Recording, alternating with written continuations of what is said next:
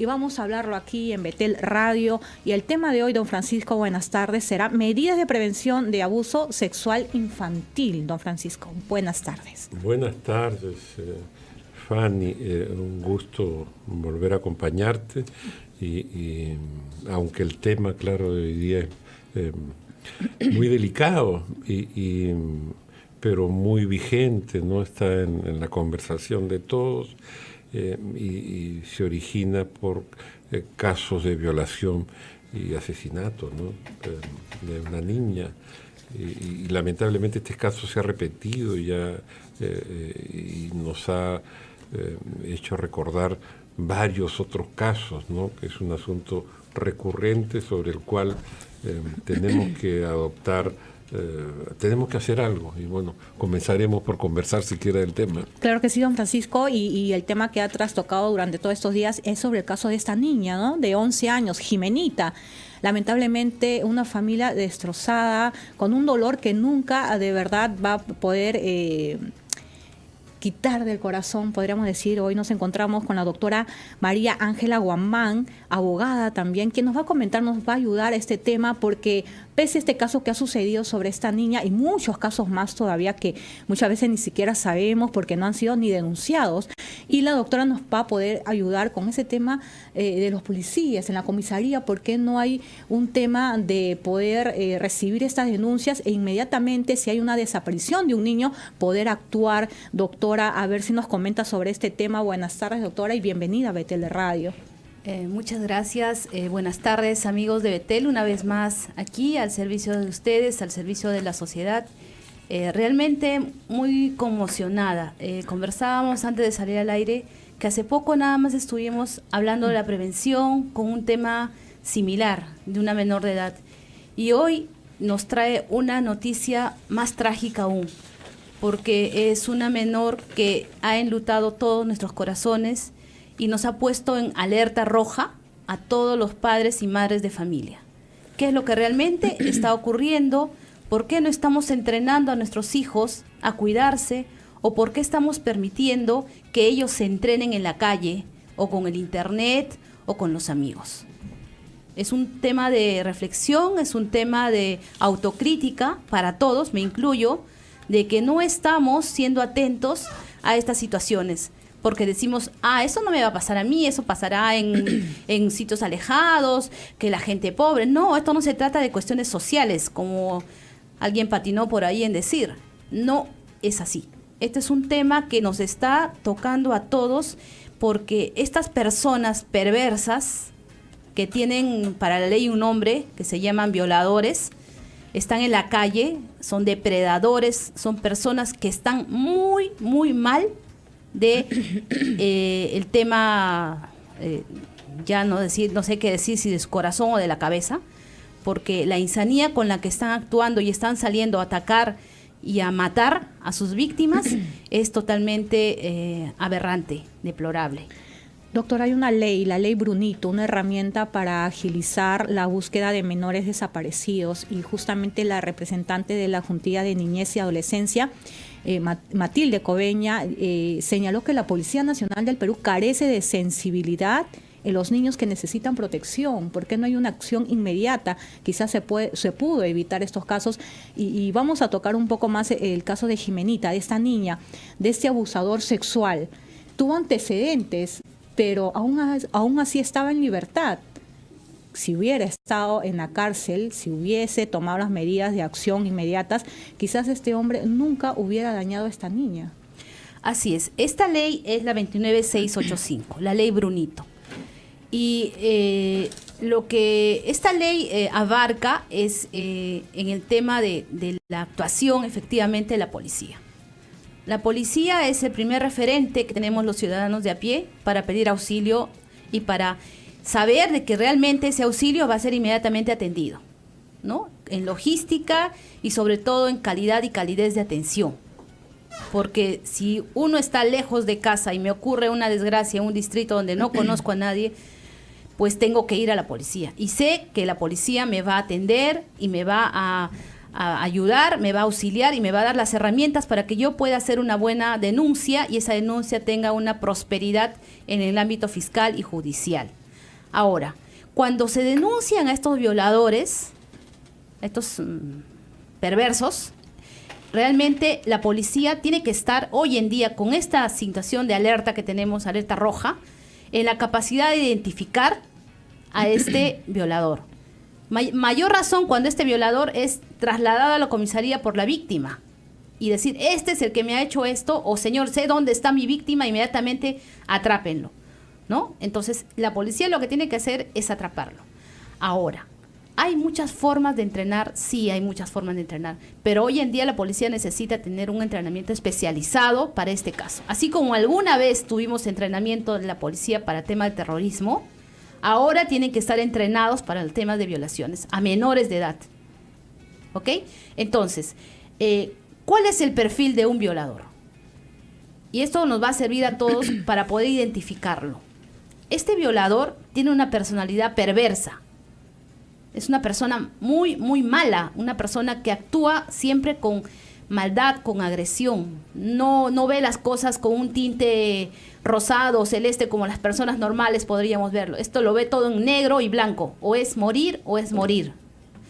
La otra característica es que esta persona tiene problemas de conducta, ¿no? Tiene problemas de asociación de ideas, tartamudea, es una persona que le suda las manos, es una persona que cree que robar es normal, se ríe cuando lo atrapan. Ahí vemos, cuando salen en las fotos, en la policía se ríen, se mofan, dicen, yo voy a ir a Lima me voy a defender. Son personas que están fuera de su realidad. Un pero grave eso tampoco, problema de salud mental. Exacto. Y eso no puede ser tomado como como un punto a su favor. Porque ellos es lo que están haciendo esta gente. No, es que yo estaba fuera de sí. Yo no quería hacerlo. Un espíritu me invadió. Tengo tratamiento psicológico. Soy esquizofrénico. Soy psicópata. Y una excusa. Exacto, ¿no? Y eso cree que va a disminuir la pena o va a disminuir la sanción. Y eso no debe ser así. El otro punto es que cometen actos contra la ley. O roban, asaltan, están con el tema de las drogas. Entonces, hay ya 3 perfiles que la policía debe ir identificando para tener la capacidad suficiente de detenerlo y retenerlo en la comisaría.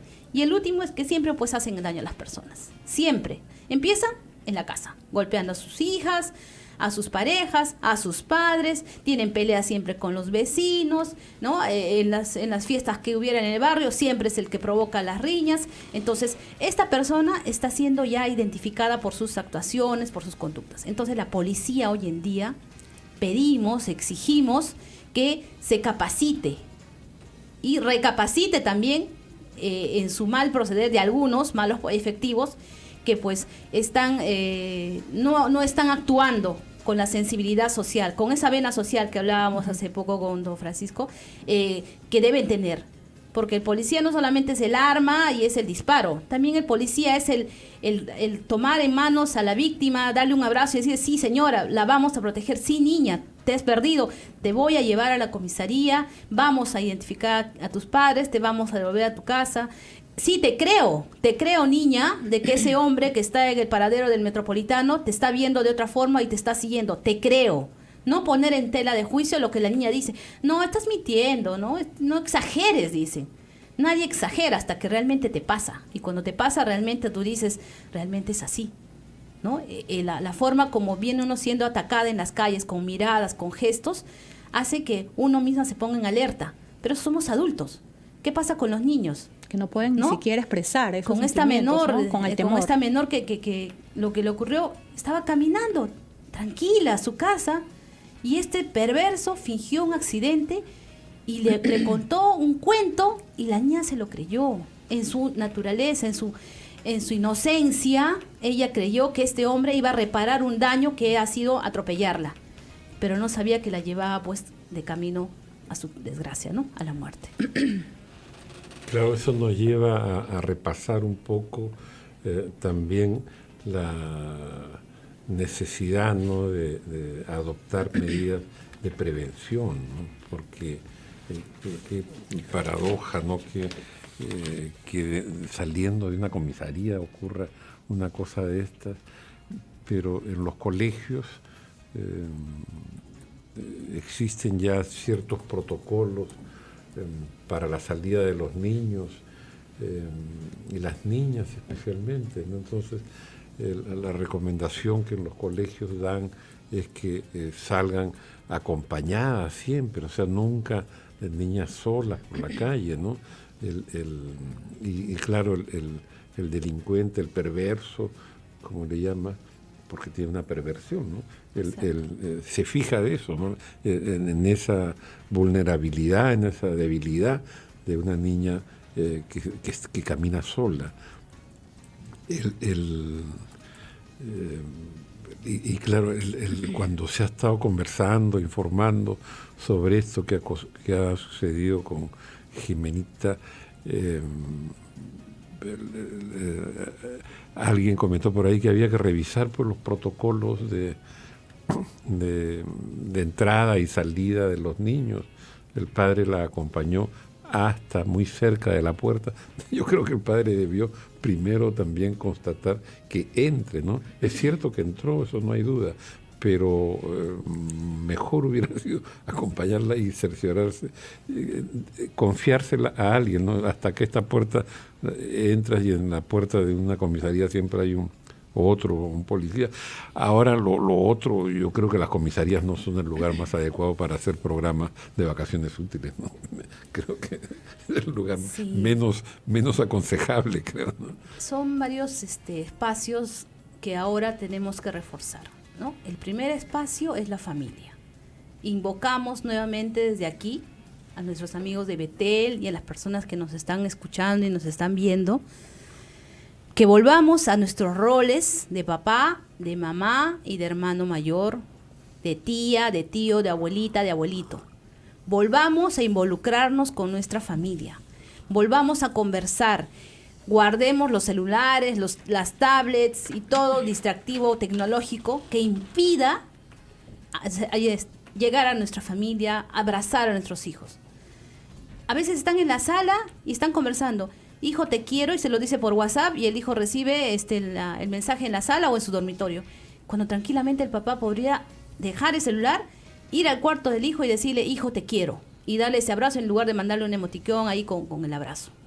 Entonces, la familia ahora es la principal reserva moral que tenemos, y tenemos que recuperar a la familia, recuperar el principio de autoridad, enseñar a los niños que existe una ley, que existe una constitución, que existe una sanción para las personas que hacen cosas malas, robar, mentir, engañar. Entonces, los niños de hoy en día van a aprender de sus primeros maestros, que son los padres. En la sociedad te educa, te forma, ahí está la escuela. Los maestros ahora, con esta situación, tienen que implementar en sus horas de OVE, en sus horas de interacción con sus alumnos, tienen que reforzar los temas de cuidado, de entrenamiento, de códigos de los niños dentro del colegio, para que se prevenga cualquier situación de abuso entre niños inclusive y fuera del colegio, que esto pueda ocurrir en la casa y que los niños puedan informar a sus maestras. Y en la sociedad tenemos pues este camino legal que empieza con la denuncia en la policía. Estamos hablando que la policía tiene que estar entrenada para que ese atestado llegue bien a la fiscalía. En la fiscalía también tiene que existir un personal calificado en las fiscalías de familia, en las fiscalías de prevención del delito, en las fiscalías penales, que puedan trabajar estas denuncias con la celeridad, ¿no? Porque hay fiscales que dicen, bueno, no tengo personal, pues. Además, esa denuncia tiene que esperar. Es urgente, todo es urgente, te dicen, pero tiene que esperar. Entonces, esa denuncia, hasta que llegue al Poder Judicial, pasa su tiempo. En el Poder Judicial igual, la denuncia no cae en un saco roto porque le falta una u otra situación, vuelve nuevamente. Entonces se revictimiza a la víctima, se vuelven a actuar nuevas pruebas, y hasta eso el hombre está ahí detenido, o tal vez ya está afuera. Y está libre, ¿no? Está libre. Y la gente, pues las personas dicen, no, el Poder Judicial no actúa. Pero estoy indicando que esto tiene un camino. Esto empieza con la denuncia en la policía, luego pasa a la fiscalía y luego pasa al Poder Judicial. Entonces, ese camino tiene que ser respetado, sí, pero con la celeridad del caso, de acuerdo a la situación. Estamos hablando de una violación de menor de edad. Se perdió la niña. Ah, seguramente se fue donde el papá. ¿Están peleados? Ay, seguro está con su papá. Seguro se fue donde el amiguito. Estará por ahí en el parque. Tiene que esperar 48 horas. En 48 horas ya no encuentro a mi hijo, señor. Lo voy a encontrar en un descampado, muerto, abusado, o sabe Dios dónde. Entonces acá es inmediatamente la actuación. Que hay policías. Que tienen que entrenarse, tienen que entrenarse.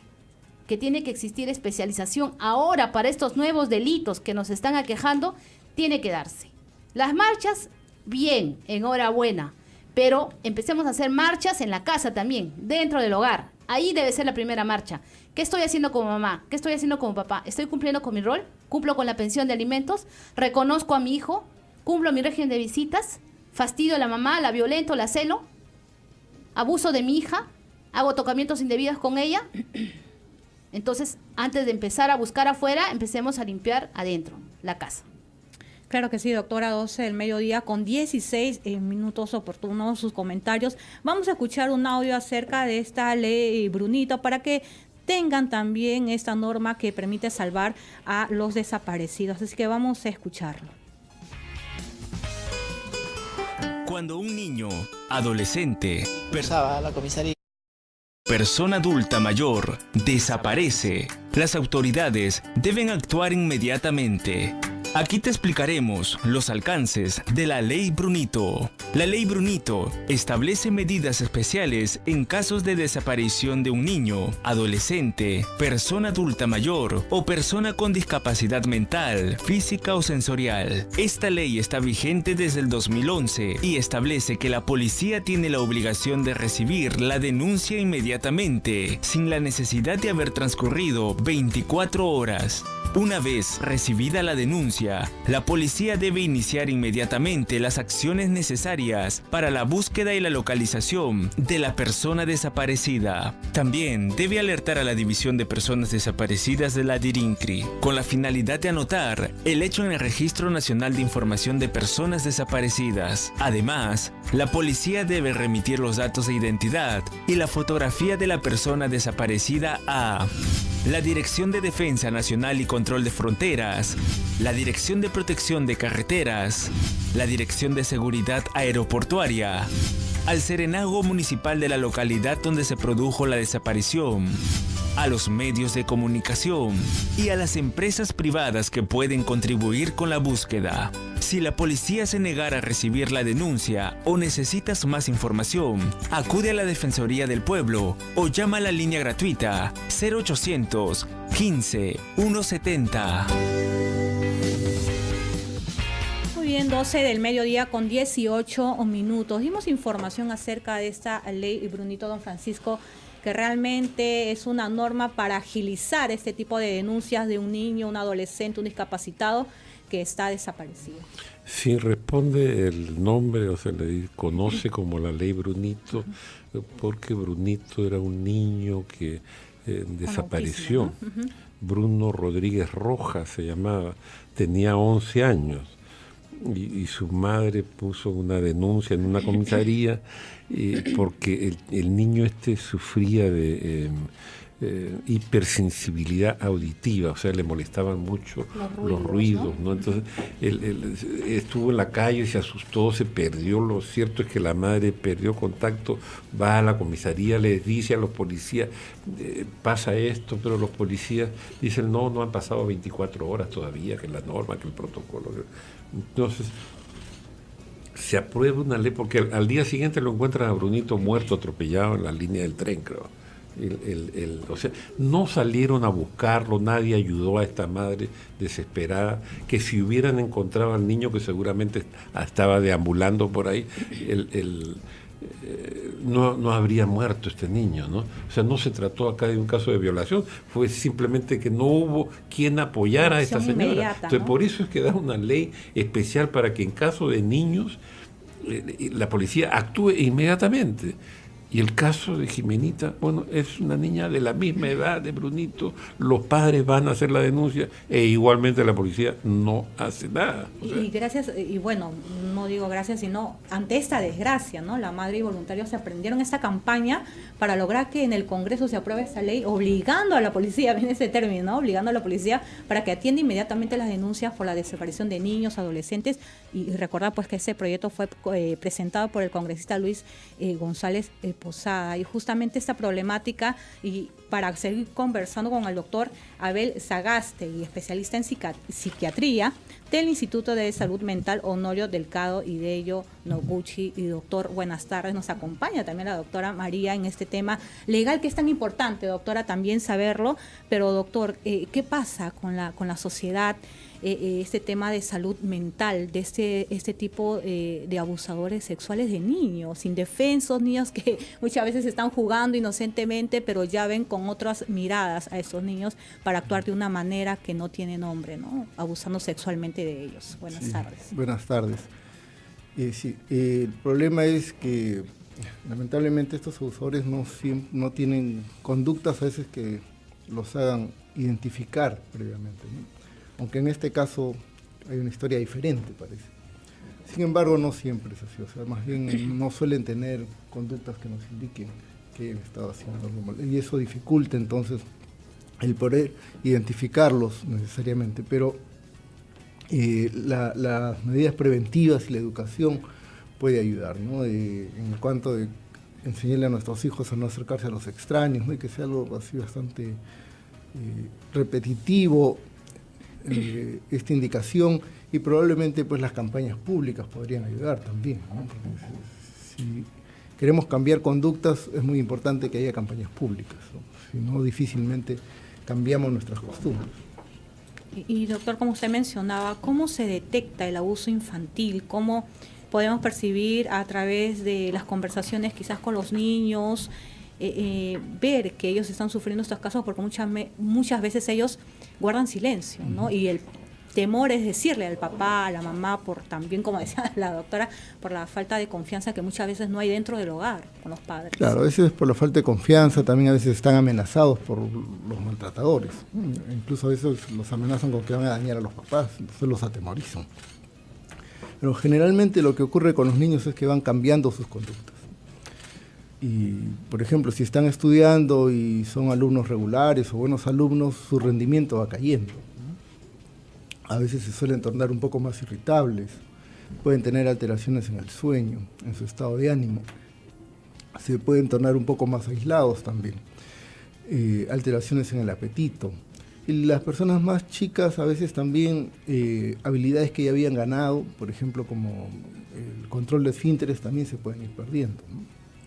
Entonces, cualquier cambio en la conducta, en los patrones de conducta de los niños, es algo que debe llamarnos la atención y ponernos alertas, ¿no? Para ver qué podría estar pasando con ellos. Justamente tenemos un audio sobre el caso de una madre que defiende a su pareja acusado de violar a sus nietos. ¿Qué hacer en estos casos si la misma familia muchas veces se pone a defender más a la pareja, al esposo, y no a los niños? Vamos a escuchar este audio para comentarlo con nuestros especialistas. Siempre fue de sangre entre esta madre y su hija. Han logrado frenar la guerra a muerte que se declararon hace 2 años, cuando Giovanna denunció a su padrastro de haber abusado sexualmente de su hija de 8 años, en presencia de su hermanito. ¿A ti te importa la vida de mis hijos? No. Pero ¿puede una mujer creer ciegamente en la palabra de su pareja y no en el llanto de su propia nieta, quien hace esta escalofriante confesión? Ese hombre me hizo tocamientos indebidos. Mis partes íntimas. Varias veces. Esta niña, quien llamaremos Carmencita, ya tiene hoy 10 años y asegura que el hombre que le hizo todo esto fue su propio abuelo, llamado Máximo Moreno, de 53, quien, según ella, siempre fue muy afectuoso, como incluso lo recuerda su madre. Le compraban cosas a ella, le compraban ropa a ella. Había reuniones, bailaban juntos.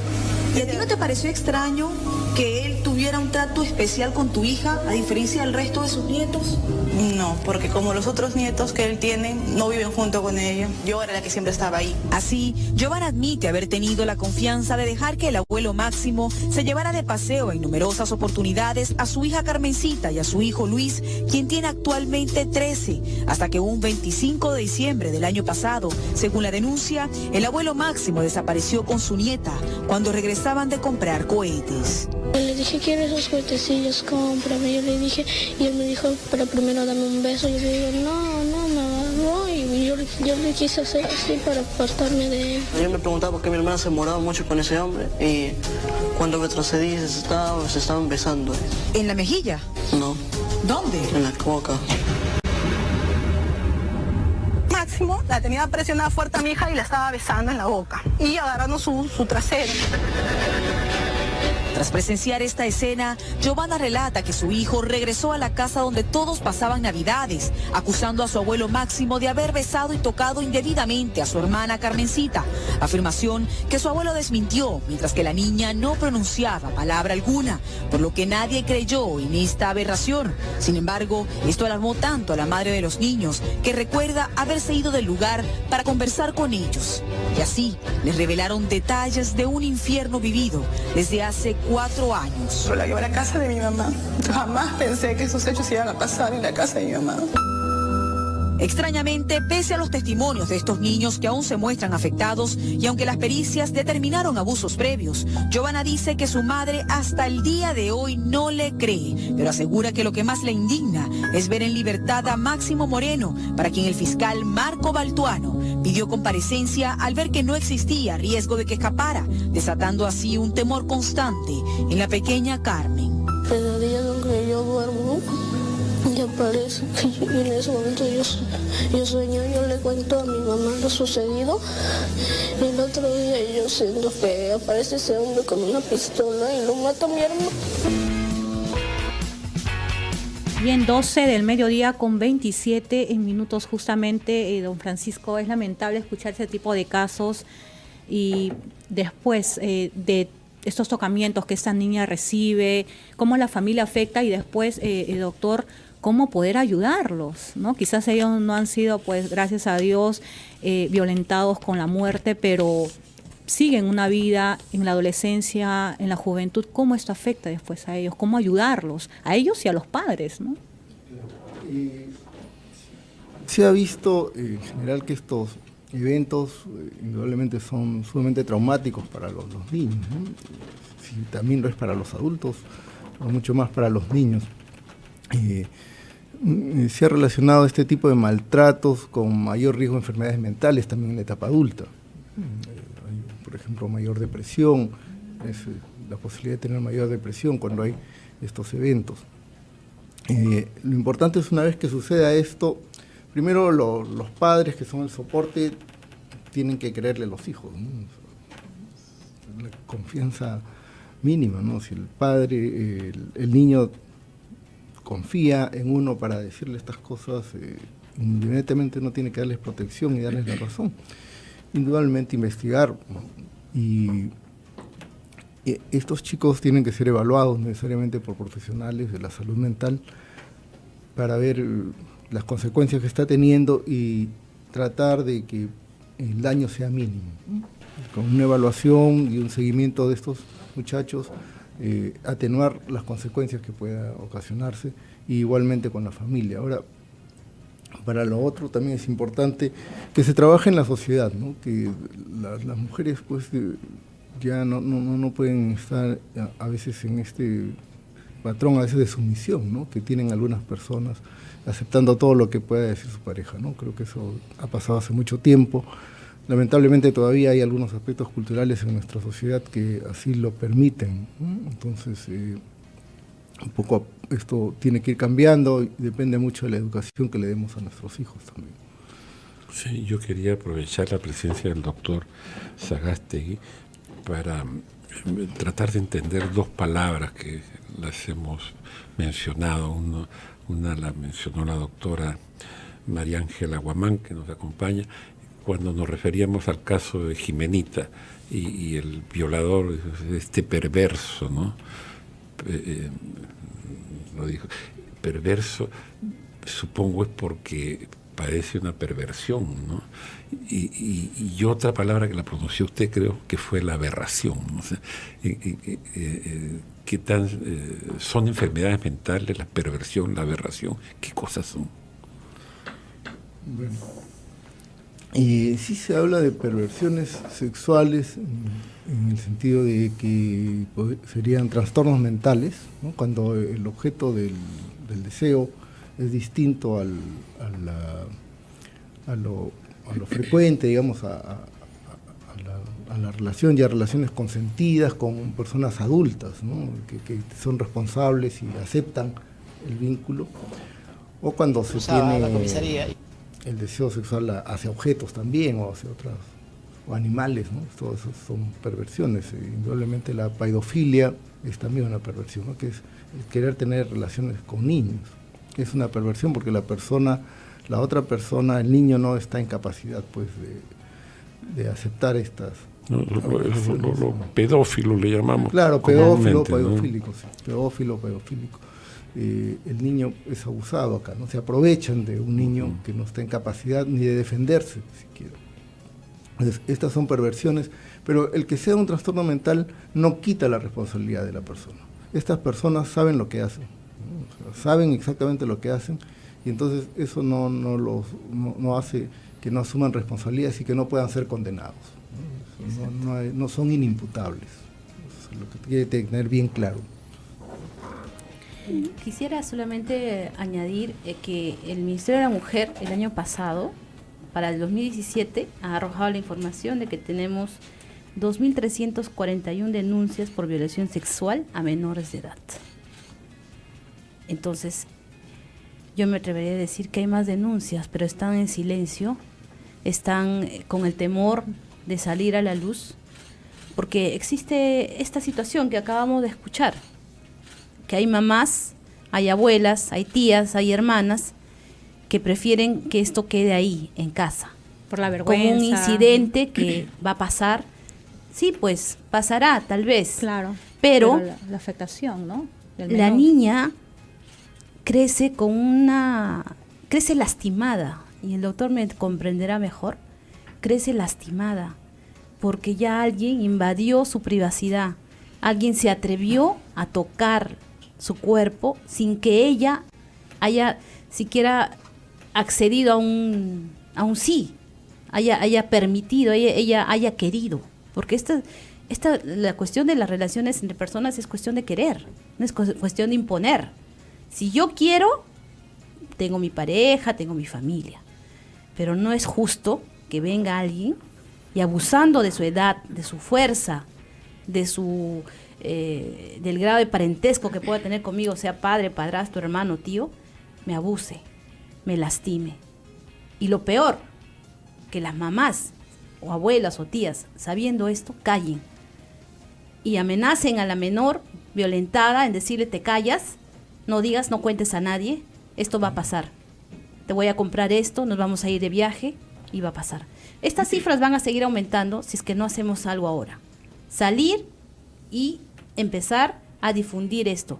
A veces decimos, pero cuesta. Sí, pues cuesta, pero tengamos presente de que tenemos familia, de que tenemos hijos.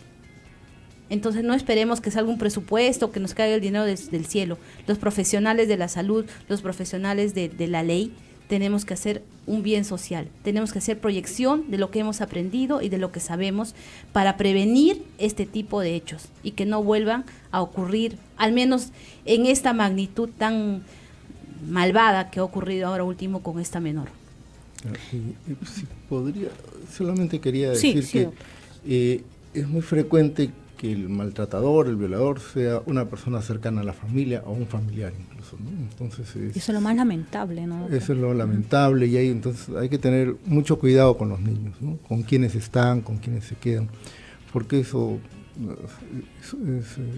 se da con mucha frecuencia. Y lo otro es que al callar, la familia también ya no solo está afectando a la niña el hecho del maltrato, de la violación, sino también este callar que hace que la persona se sienta mucho peor y muchas veces le generan muchas culpas a alguien que no tiene ninguna, ¿no?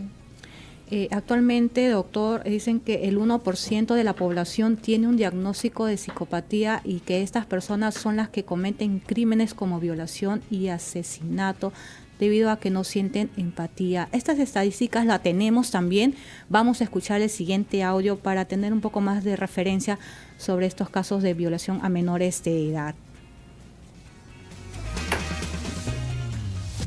Hemos visto cifras alarmantes de pequeñas que dan a luz presumiblemente producto de violaciones por la edad que tienen. Cuando yo la encuentro a mi hija, la encuentro parada y tenía huellas acá en el cuello, como que si le hubieran ahorcado o algo así. Efectivos policiales llegaron hasta el hostal donde habría sido ultrajada.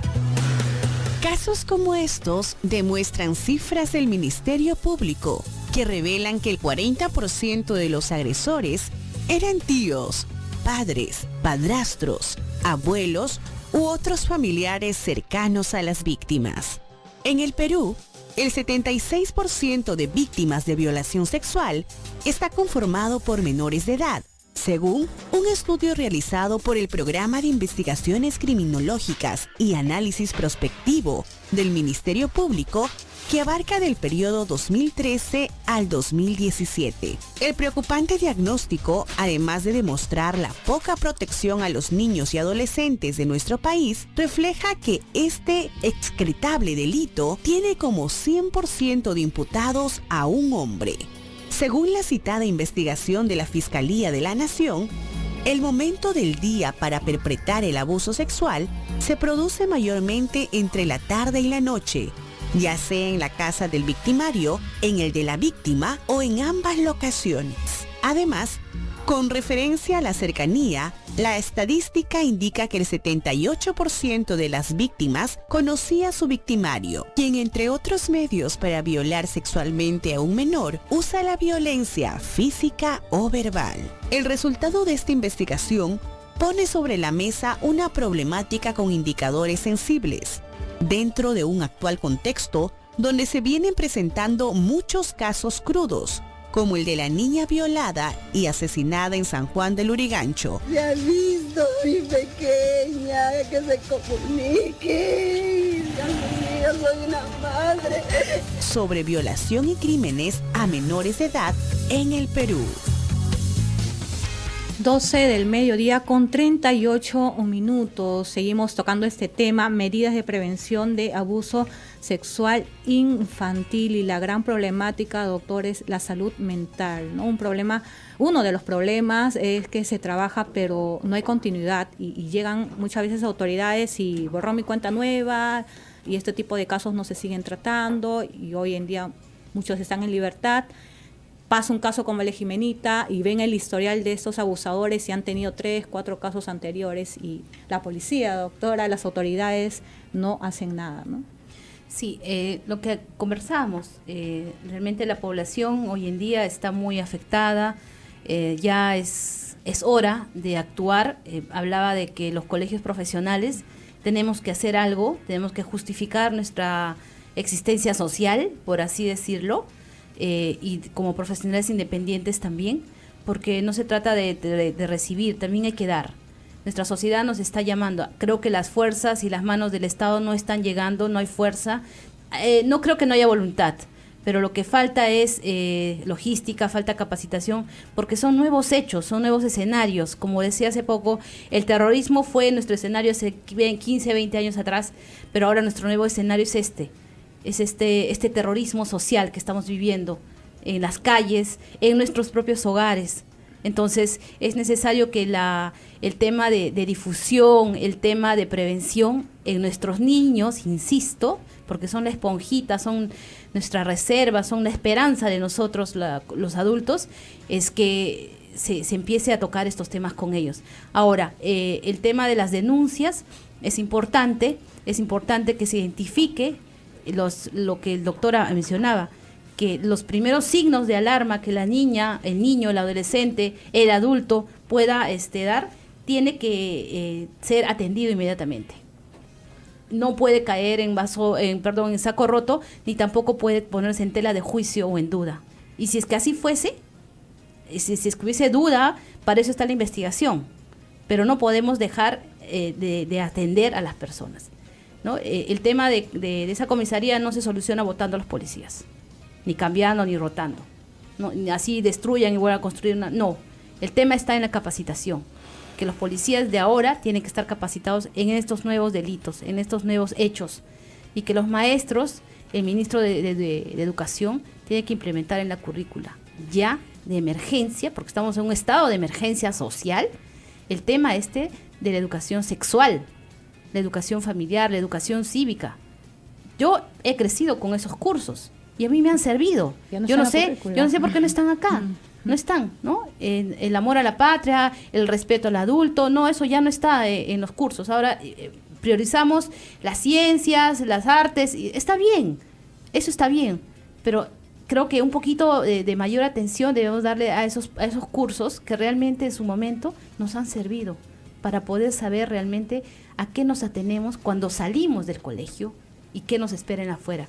Ahora inclusive el peligro está dentro del colegio porque hay maestros abusivos y abusadores. También. ¿No? Con el tema y entre niños, con el bullying, ¿no? Entonces, toda esta situación es una espiral de violencia. ¿Somos una cadena de vida? No, nos estamos volviendo una cadena de muerte. Hay más preparación académica que muchas veces preparación de cuidado en la persona, en la familia, y como lo decía, el curso de educación cívica que ya no se ve en las escuelas, don Francisco. Sí, cuando me tocó estar en el colegio había educación sexual también desde muy temprano. O sea, el ministro le escuché decir hace pocos días, vamos a introducir la educación sexual desde el niño, como que nunca hubiera existido educación. A mí sí, yo sí recibí clase de educación sexual, o sea, no sé, bueno, debe ser muy abrumador ser ministro de Educación también, ¿no? Y en una circunstancia que no sé, reflexionemos. A mí me agarraba un poco de sorpresa este tema. Yo no sé si es que ahora ocurren más casos que antes y si es que ahora existen proporcionalmente más casos de violación, de perversiones, de aberraciones, no sé.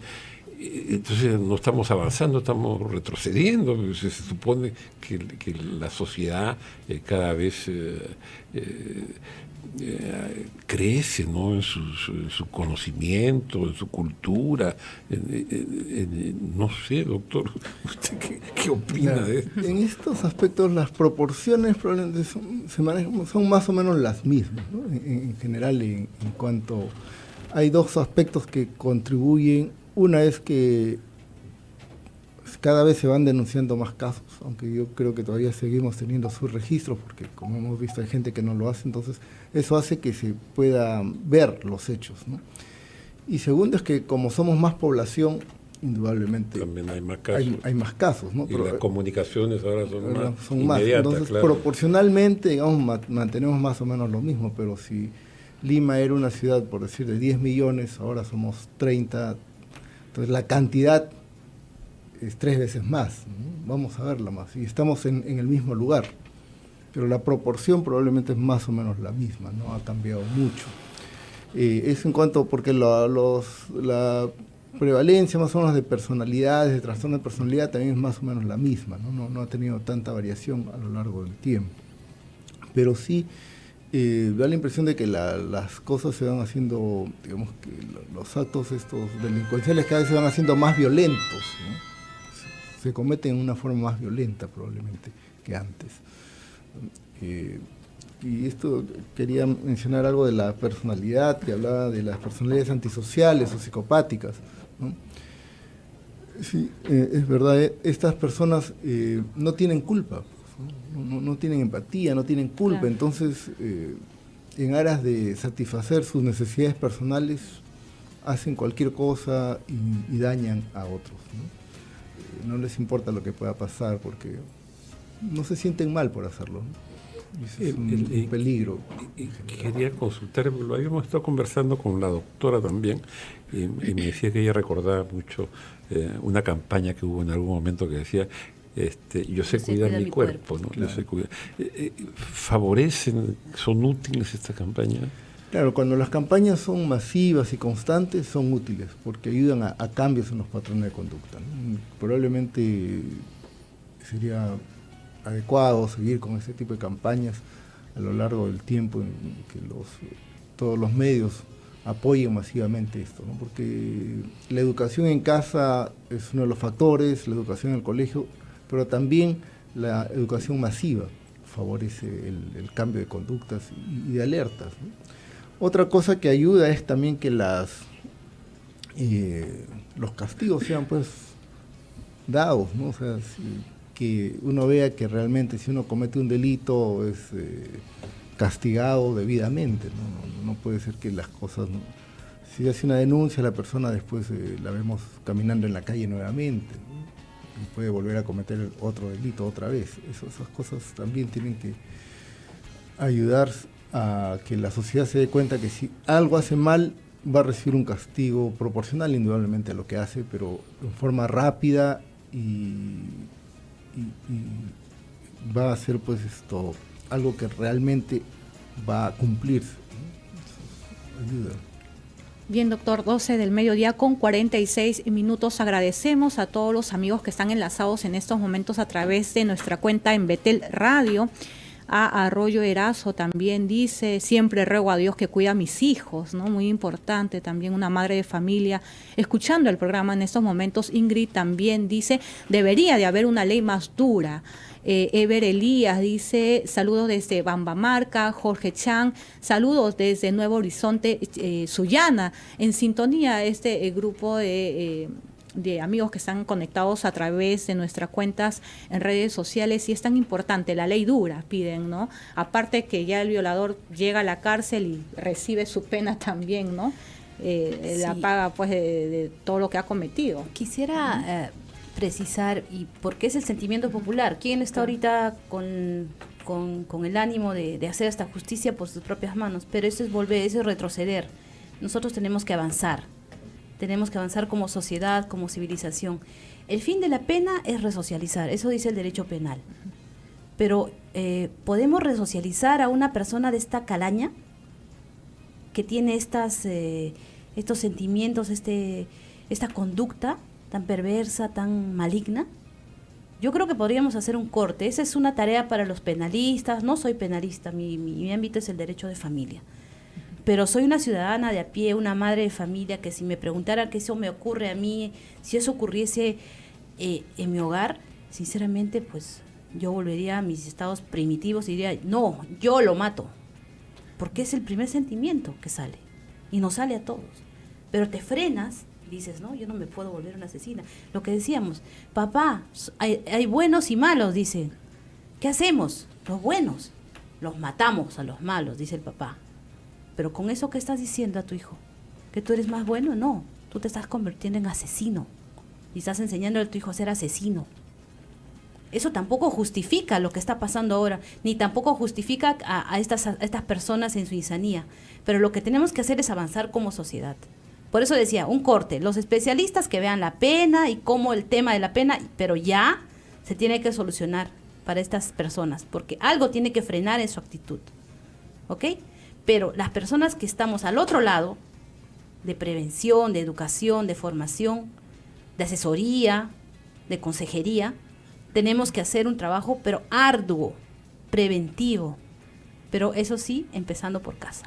Empezando por la familia. Empezando por la familia. Hay que reconocer que también estos violadores han sido niños, han sido criados por los padres. ¿Qué educación muchas veces los padres imparten? El propio padre de este sinvergüenza, de este violador, claro, de esta persona que no tiene vergüenza de ser lo que es, este mismo padre lo negó y dijo que ese no es mi hijo. Es más, a ese, así literal, a ese lo deben encerrar, a ese lo deben tener en la comisaría. Yo no sé por qué lo han soltado.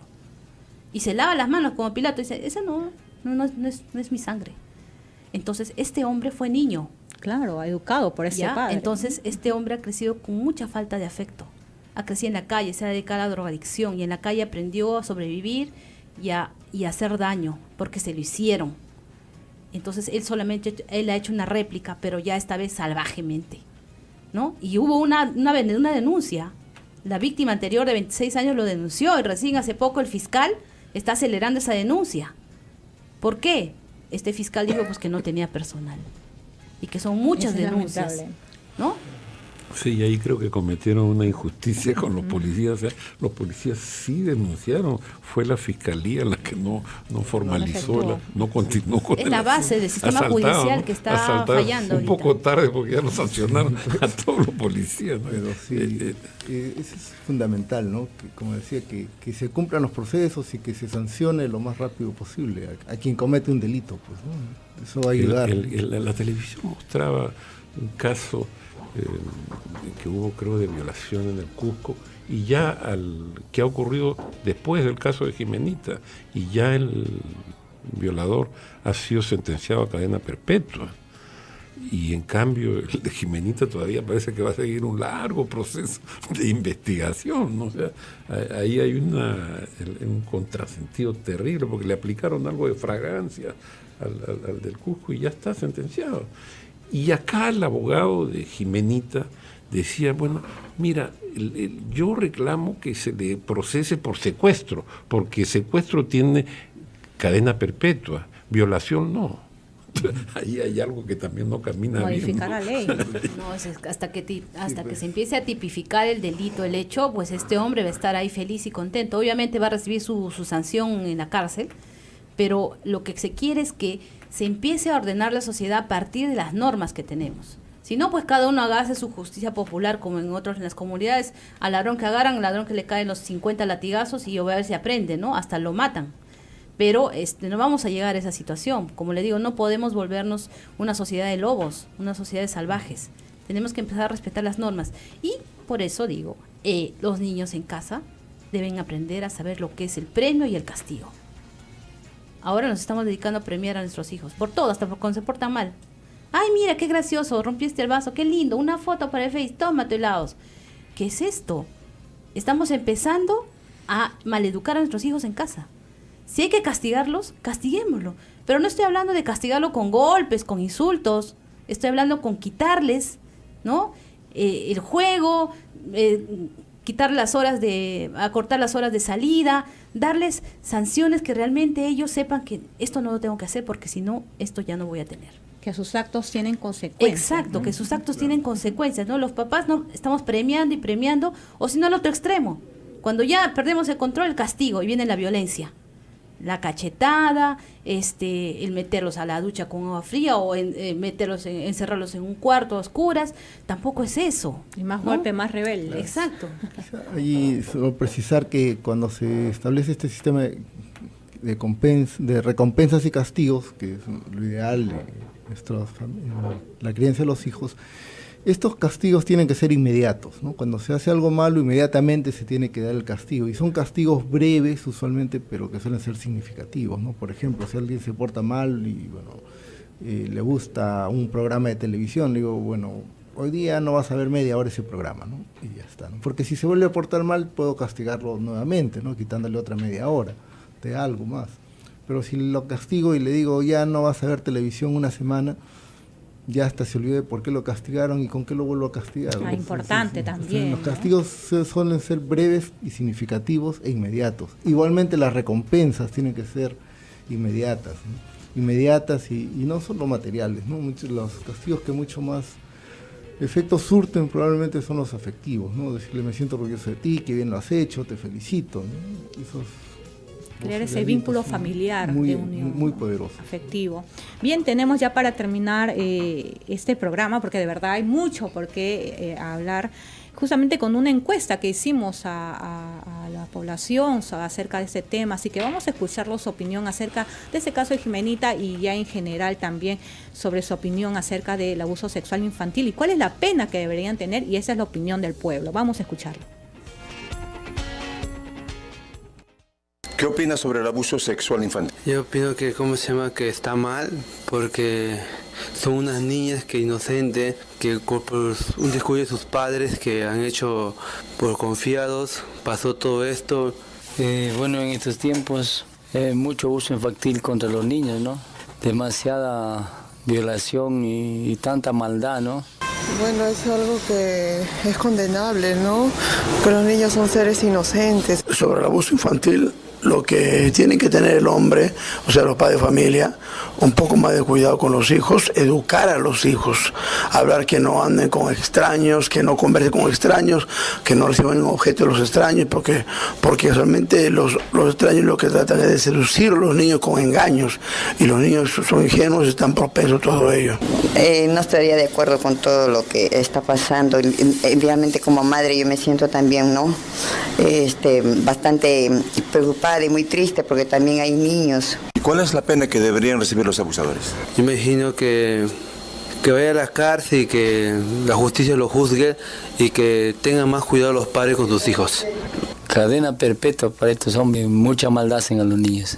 La pena de muerte. Bueno, para mí sería cadena perpetua y obviamente también que lo lleven con ayuda de profesionales también, ¿no? A mi punto de vista, esta persona lo que deben tener es una cadena perpetua y a trabajos forzados, para que el gobierno, el Estado no quede afectado en mantener a esas personas que ningún provecho da en este mundo, de verdad. Que legalicen la pena de muerte. Exactamente la pena de cárcel, o sea, indefinida, que ya, porque un hecho así, un caso así no merece quedar impune, porque si le dan 3 o 2 años va a salir y va a seguir haciendo lo mismo, cadena perpetua. Muy bien, agradecer la presencia de nuestros invitados y bueno, doctora María, fueron opiniones, ¿no?, del público que opinan y creo que tienen el mismo concepto que cada uno de nosotros y realmente pues es importante trabajar con el núcleo familiar para no permitir más familias disfuncionales y se den estos casos lamentables. ¿Palabras finales, doctor? Bueno, sí, es muy importante la relación familiar, el vínculo familiar que nos da las posibilidades de que los hijos en la etapa adulta tengan mejores oportunidades, ¿no? Sin embargo, quiero decirles a la familia que no necesariamente se sientan culpables cuando a veces hay hijos que no logran los hechos, porque no solamente son los aspectos de relación familiar en el desarrollo de la personalidad, hay otros aspectos genéticos que también tienen que ver. Entonces, pero sí es cierto que mientras hay un mejor vínculo, las probabilidades de una buena salud mental son mayores. Entonces, lo que hagamos en los 7 primeros años de vida van a ser fundamentales en el desarrollo de los niños. Muy bien, doctora María, ya para concluir con el programa de los especiales de Betel. Sí, reforzar el tema de hablar, no callar, denunciar, acudir a la policía, que espero en estos días se ponga las pilas y ya se capacite, y exigir que mi denuncia quede sentada hasta practicarse las pruebas psicológicas o las del médico legista necesarias. Acompañar a la víctima, sea menor o mayor de edad. Siempre tiene que estar acompañada porque se necesita un soporte emocional al lado para hablar y esclarecer bien los hechos y la denuncia quede bien plasmada y pueda llegar a una sentencia efectiva para esa persona que ha ocasionado algún tipo de daño. En casa, empezar a respetar las normas de conducta y empezar a hablar de las leyes en un tema coloquial, en un tema de familia. Que los niños sepan que aparte de las leyes o reglas que existen en el hogar, existen leyes afuera, que si tu hijo cometes algo, te van a sancionar.